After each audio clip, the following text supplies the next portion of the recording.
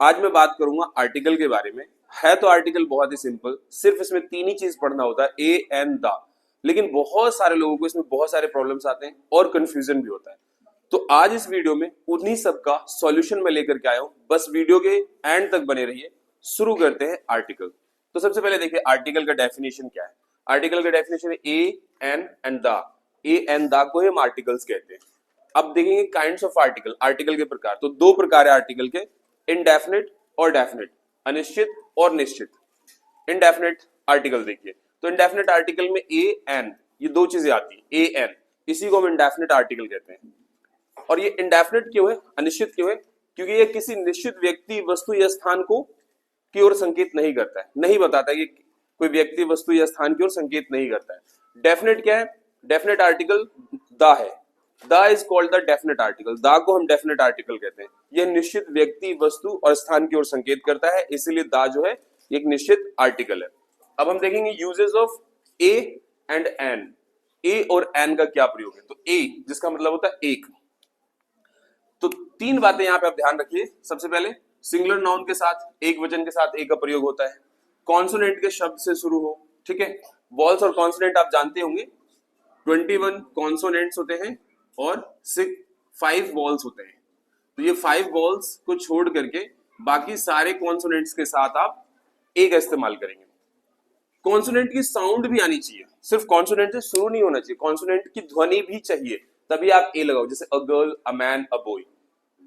Next, start with E and U. E अथवा U से शुरू होता हो लेकिन साउंड्स यू की हो, ठीक है।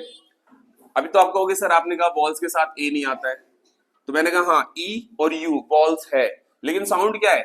साउंड आप देखिए यू की हो, तो उस कंडीशन में जैसे अ यूनिवर्सिटी प्लेयर, तो अ लग गया। अ यूरोपियन गर्ल, यू की ध्वनि होनी चाहिए। A uniform, a United action, a union, a urinal. तो आपको यू देख करके ये सिर्फ नहीं लगाना है, या ई देख करके ये नहीं लगाना है कि ए लगेगा या एन लगेगा। वैसे मोस्टली यहाँ पे बच्चे गलती करते हैं, एन लगा देते हैं। वॉल्स को देखते हैं, अच्छा वॉल्स है, यहाँ भी वॉल्स है, यहाँ भी वॉल्स है, तो एन लगा दो। नहीं करना है ये, आपको ये देखना है साउंड को, ठीक है। चलिए आगे। ए का एक और यूजेस है, देखेंगे। उस सिंगुलर नाउन से पहले जो ओ से शुरू होता है लेकिन साउंड वा होना चाहिए, वा की ध्वनि से बोला जाता है। जैसे एग्जांपल के लिए अ 1 रुपी कॉइन, तो यहाँ ए जो लग रहा है वन के साथ, क्योंकि है तो वॉल्स लेकिन साउंड क्या दे रहा है? वा की साउंड दे रहा है, तो इसीलिए ए आया है। A one eyed man, a one way ticket, तो इन सब में आप देखोगे कि ए लग रहा है ना कि एन, तो आपको वॉल्स पे नहीं जाना है। वॉल्स पे जाओगे तो आप कंफ्यूज हो जाओगे। अब बात करेंगे एन, तो एन का अर्थ भी एक ही होता है। उस सिंगुलर नाउन से पहले जो वॉल से शुरू होता है ए ई आई ओ यू से, तो सिर्फ वॉल्स ही नहीं देखना है आपको, ए ई आई ओ यू से तो शुरू होना चाहिए, साथ ही साथ साउंड्स भी आने चाहिए। साउंड्स कौन से होने चाहिए? ये देखिए, ये सारे वो साउंड्स है जिससे ये प्रोड्यूस होना चाहिए, तब जाकर के हम एन लगाएंगे, यानी कि ई उ इस तरीके से।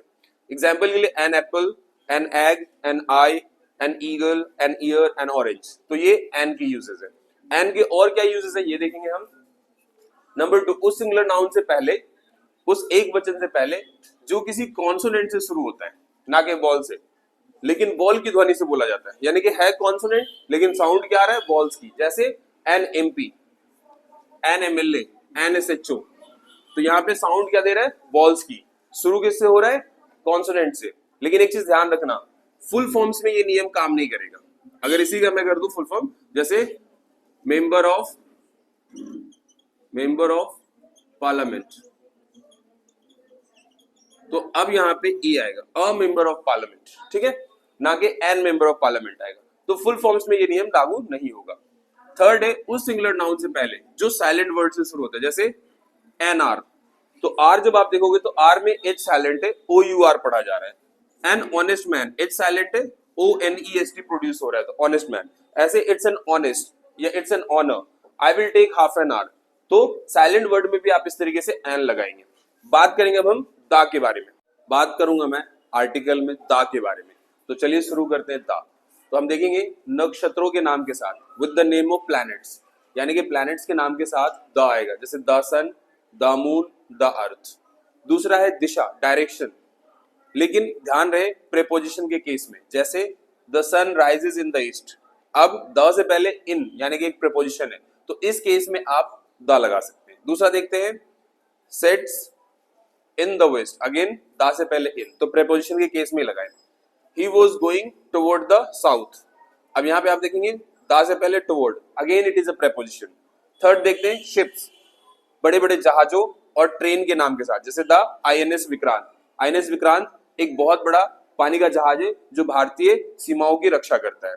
द राजधानी एक्सप्रेस, बहुत तेज चलने वाली ट्रेन है, ये एक्सप्रेस ट्रेन है, तो इसके नाम के साथ भी हम दा लगा लेंगे।